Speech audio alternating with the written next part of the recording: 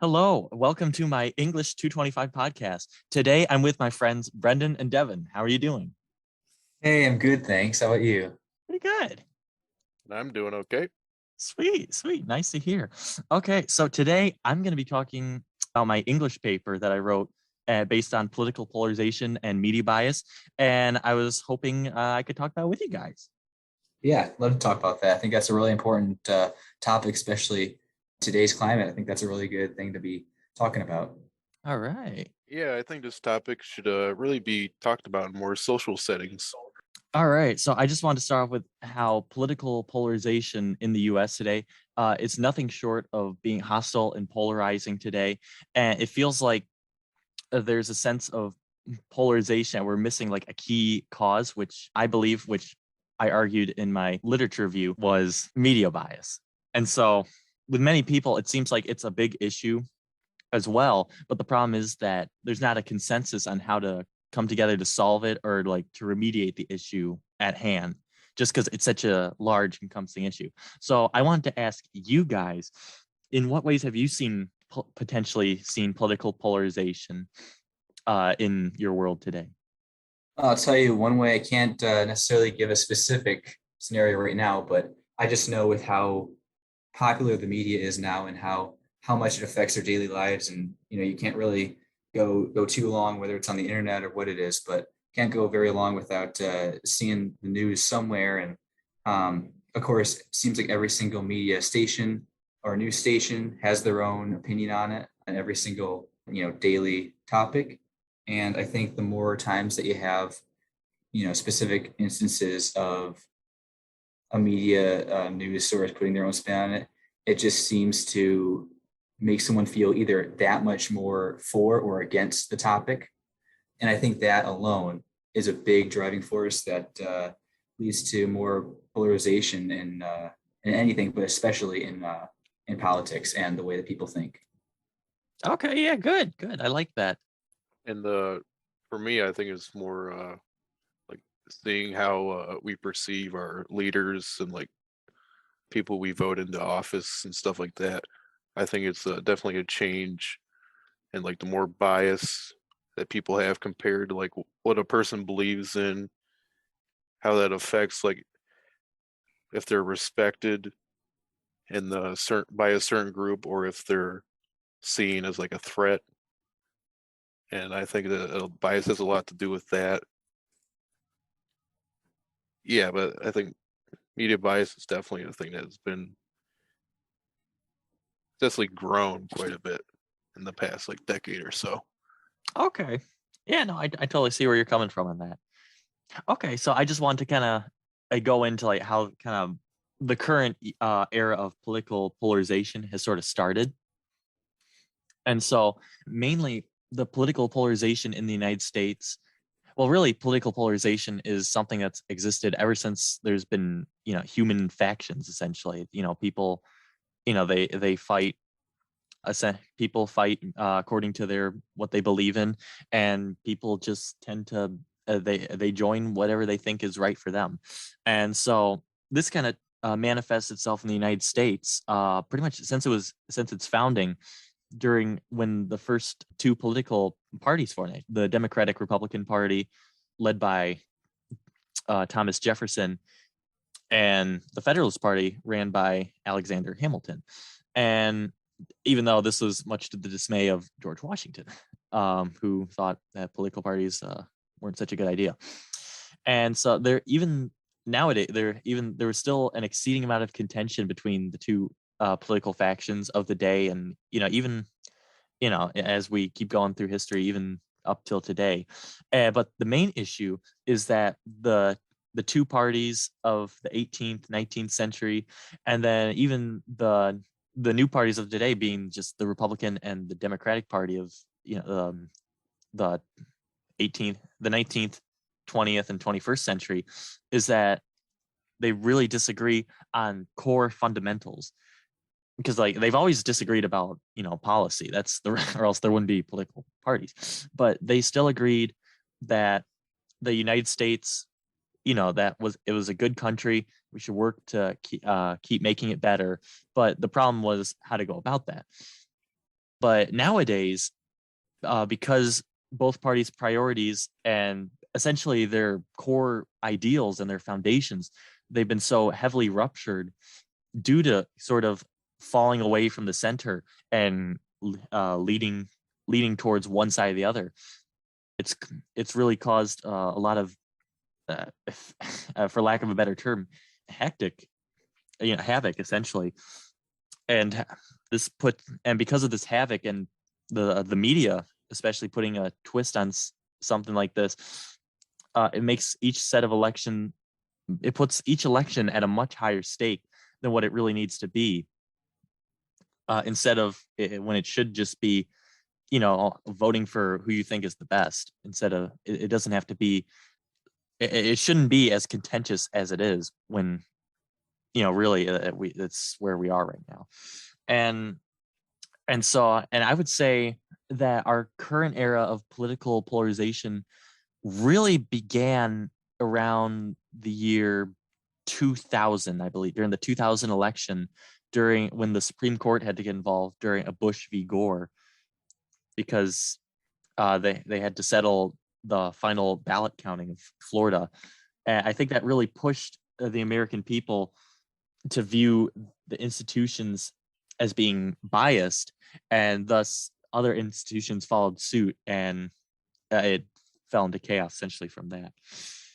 And so with that, I'm going to Sorry, I don't mean to cut you out at all, but I just thought you really brought up some great points at the beginning of that. And I just kind of want to emphasize the importance of what you just said. Oh yeah, go ahead. Yeah, primarily to do with the how you brought up, of course, the origins of the two parties. I think that's a really good thing to highlight, especially when you're talking about something like this. It's really important to go back to where it all began. And I think highlighting the fact that there has been, it's human nature to have divisions and, arguments and not everyone agreeing. And I think it's really good to look at that, especially in the founding of the nation. I think talking about how there have just always been these long-standing divisions is really good. And also, though, I think that saying how the two have kind of coexisted through the time, and how it almost feels now like as if they're no longer, I'm of course talking about the two major parties, because there are of course a lot more political parties, but because the two major are the ones that are most represented in every place. And I think it's really important to look at how pretty much the two major parties, while they do have their core principles and beliefs and values, sometimes it can almost feel as if they're no longer trying to enforce or say what they believe, or their core principles on what they believe. And it's almost as if they're more so just trying to become as opposed to the opposite party as they can be. Yeah, and, totally. It's no longer as much of what do we believe and how do we be as opposed to the opposition. Yeah, that makes sense. Yeah, it's basically become more, instead of how can we solve this problem, it's more how can I short side the other side, essentially, just so I can get what I want. Yeah, I feel like that. Yeah, that's a very good point. Yeah, and there doesn't seem to be like a neutrality that like forms a compromise between two parties. It's kind of either on one side or you're on the other. Mm-hmm. And the media is kind of the same way, where there used to be like a common divide between common like ground that they can make between the two parties that would make them agree on certain aspects that would allow for more compromise within different portions of the parties. Yeah, and I think a part about that is that even when you have the two parties, and you brought up about the importance of the lack of central or non-biased news, and I think it's so important to look at the fact that even when you have news sources or media sources that present themselves as an unbiased source of media or source of news, that even then when they say that, is still likely chance or a possibility that they don't want to come forward and say it there is, but there's most likely going to be some level of bias towards either left or right. No, that very good points. And then I was going, oh yeah, and then so basically, okay, so the study of how media bias plays a role in the U.S. political life, it's been documented for a decent amount of time as of now, but really the prevalent studies involving like as of today's current climate, really those have only like just started coming out like within the last decade or less.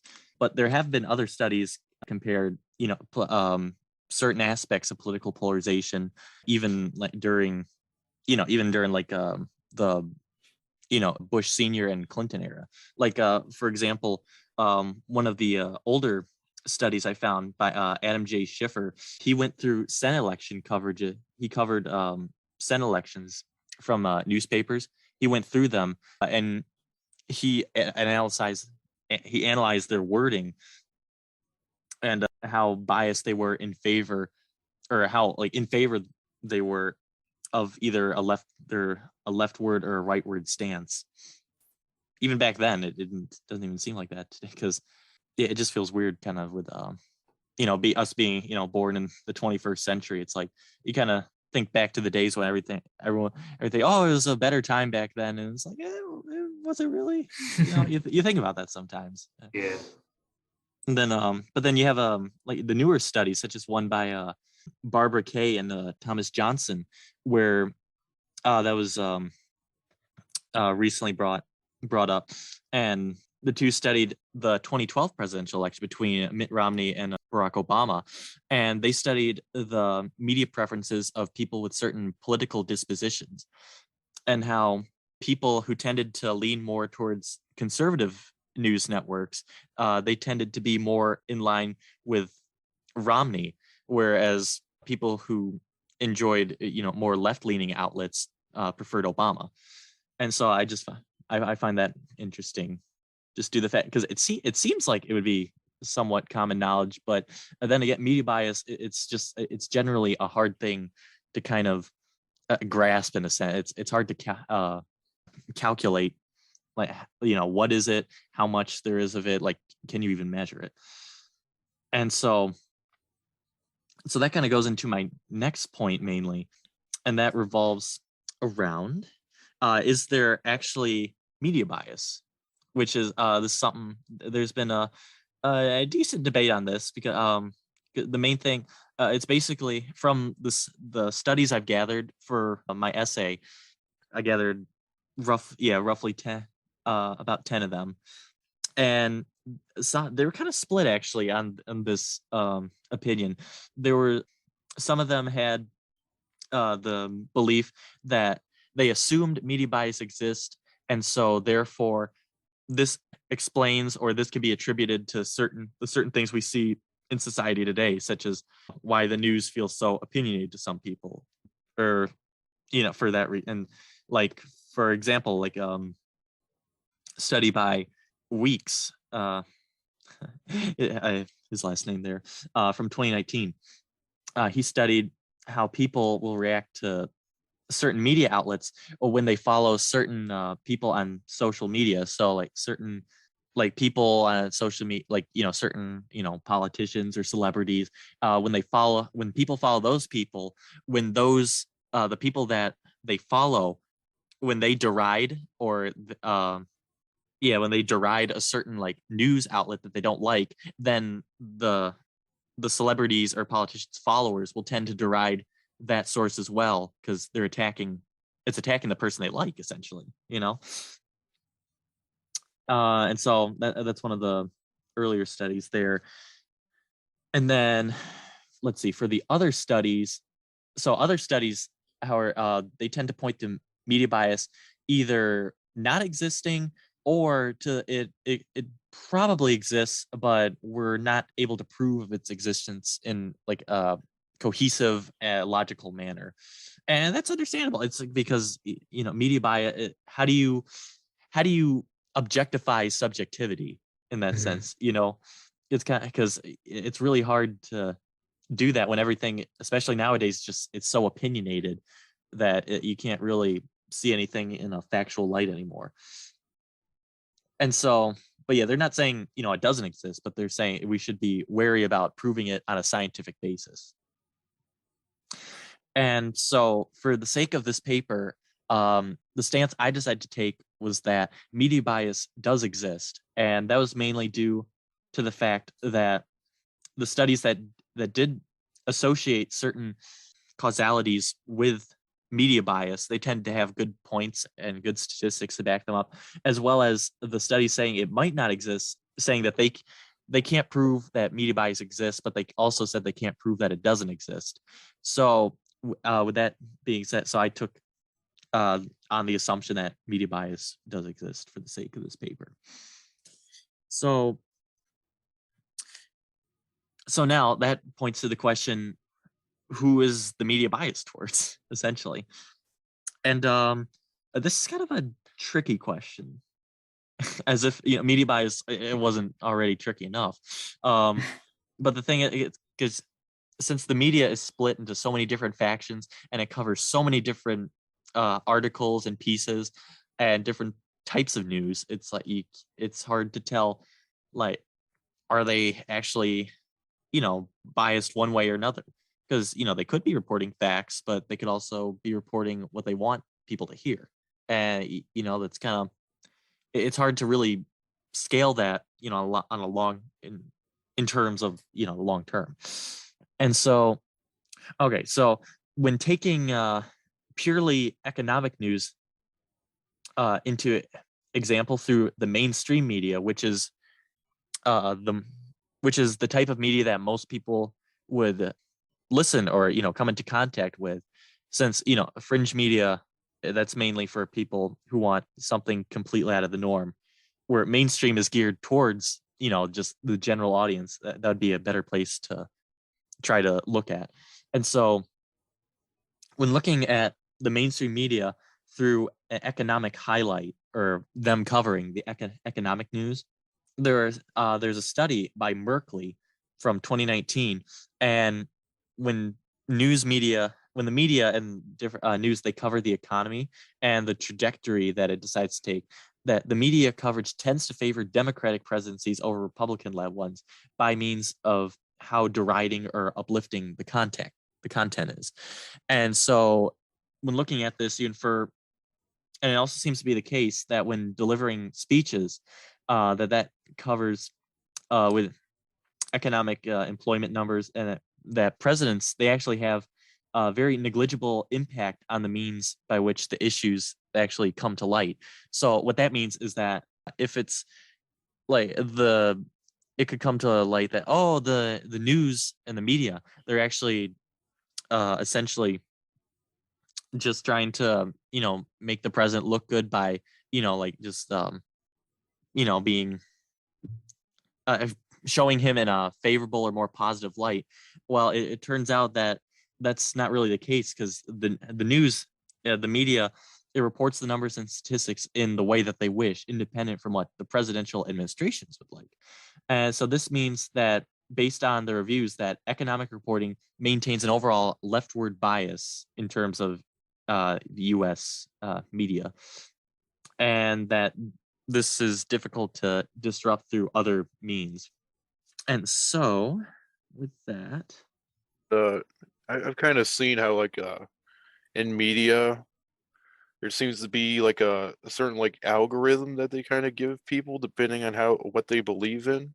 okay, Like if they believe like a certain politician and what they thing, or they believe in a certain news network, they there's like a almost like an algorithm that gives them more sorts of options that that they believe in, and like their viewpoints without and it kind of like blocks out other viewpoints that other people might have in a okay, way that seems like it may more polarize the bias compared to, let's say, like a neutral standpoint. yeah, okay. So you're kind of saying that media, nowadays, that the media tends to cut certain people, they cut certain people off, or they keep others out that don't conform to what they want to deliver to others, essentially. Yeah, they kind Is of that kind it of kind of seems like a thing that happens a lot of the time. okay? Yeah, yeah. No, I definitely I've seen stuff like that too. It's definitely, it's never from what I've seen from going away from the essay for a sec, from personal experience, from what I've seen, it seems like the much of the news is really focused on getting that singular whatever narrative they want to project.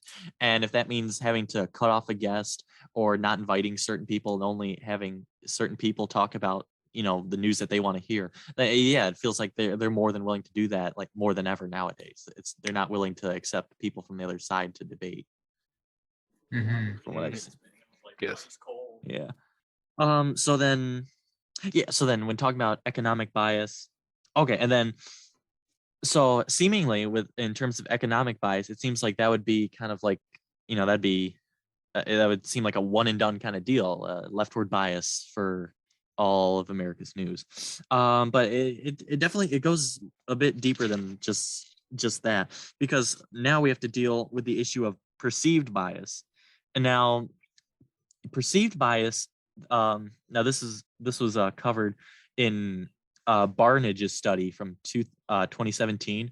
And this is that because there is such a widespread notion that there is a ton of media bias and that every media station is biased, is that people will often attribute that any source of media is biased, even if it's from a non-biased source, or they're simply speaking the truth and they're speaking facts, that it's not biased whatsoever, but they think it's that. And that's just because of the culture that we've kind of become much more acclimated to. That's kind of been creeping up the past 2 decades right under our noses, it seems. But this perceived bias could also be influenced through kind of what I said previously with Smith's study, and how politicians who are attacked by certain media sources tend to attack the source itself, which leads to politicians' followers deeming that source as biased. So I just had kind of a question on this for you guys. Do you think that politicians of today are more, less, or equally influential than they were in the past, when media wasn't such a big thing, or it wasn't as big of a phenomenon as it is today? What do you think about that? Yeah, I mean, I'd say that politicians have a lot more influence now than ever. Obviously, politicians have always had an extremely large kind of realm of influences as to how they're perceived, or what effects that their words have on people. In terms of whether they believe what they're saying, or they agree with what they're saying, because those can be two different things. But I think just with the accessibility that we have to the media, and with the internet being so high speed that it is today, you don't have to really wait any time. As soon as something is said, it's pretty much instantly headlined on the top media sources. And that being said, it's also that easy for media sources to pick and choose things that have been said from politicians, which can also increase polarization. And also just due to the fact that when politicians say something, that's instantly going to be, especially if it's a candidate for president, for example, that's going to be big news, because that could be a future president, or it could be the president, whatever category you're looking at. Whatever they say has like an insane amount of influence. And so media sources love to highlight things that's been said. And also, I don't know if you want to go into this too, but when you look, ratings and stuff with news sources, I know that clickbait is also a common thing in any kind of news. Oh yeah. Not just anything that has to do with political, but when you have political, media, it's not uncommon to see news sources take opposition's quotes, like opposing sides quotes, and putting those as the front lines to get a lot of people angered purposely, knowing that they'll click on it and stuff like that. No, I think that's definitely been exacerbated due to the age of the internet now, that you can just, because before you actually had to I don't even like I guess you could say work for your news, kind of like you either had to buy your newspaper or you had to wait until 6 o'clock news Yeah. channel. It's like, you wait for your news and you were expecting something of good quality. Now you have news at the flip of, the touch of a finger, essentially. You can get it whenever you want. But as you see now, it's definitely caused a great like decline in quality, I would say, Hmm. compared to what, especially like what it used to be, at least what it seems it used to be, I'd say. But yeah, no, that very good point. Yeah, and especially politicians. Yeah, with the with politicians that carry a lot of political weight and power. That the media, they want to capitalize that on in any way, shape, or form that they can, and if that means doing whatever it takes to get more people to watch or take in what they're saying, then they're going to do it, even if it's misleading. Hmm. Yeah. So yeah, no, good point. Um. And Oh I yeah. think it's also like due to like it seems like a lot of people's perception is based on like how much of a following a certain politician has. Because it seems like before there was no way to like see like how many people support a person unless you like talk to somebody else. But now in like social media and stuff like that, they have like you can see how many people follow a person and see like how people support and what they say on the internet about them. Yeah. Yeah. So in a That's a way really good that's point. that's definitely changed the way that bias can be seen just based on how someone else thinks about a politician or a leader or like pretty much anybody. Yeah. It's almost like a bias on top of bias. That's funny. That's a good one. But anyway, yeah. And so, but yeah, going back to the point of politicians and how I think one notable example of this can be seen during the Trump presidency and his attacks on media outlets. And so, a study done by Thompson pretty recently in 2020 conducted and revealed how the effects of how Trump and how he affected white individuals' perception of media as a whole. And white individuals who did not have any sort of like extensive kind of like media bias perceptions, like as mainly other people did, more well-versed political people did. They actually found that after viewing political election coverage of Donald Trump, that they had a much greater level of distrust in the media overall.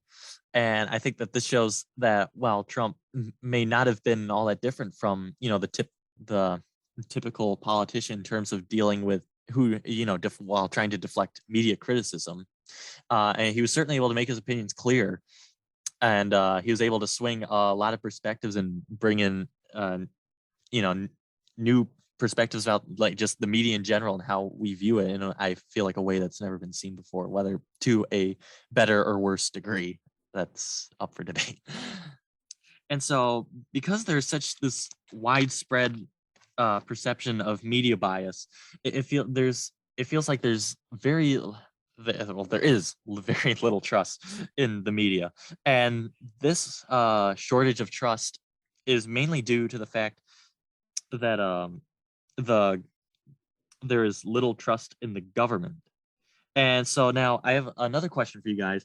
Why do you think that there is so little trust in the government today compared to a few decades ago when, say like during JFK, Eisenhower, Lyndon B. Johnson, around there, it was like people had 80-90% trust in the government. Like why do you think that? Yeah, one example I guess I could give for this could be a similar tie-in that the previous one had in terms of the media.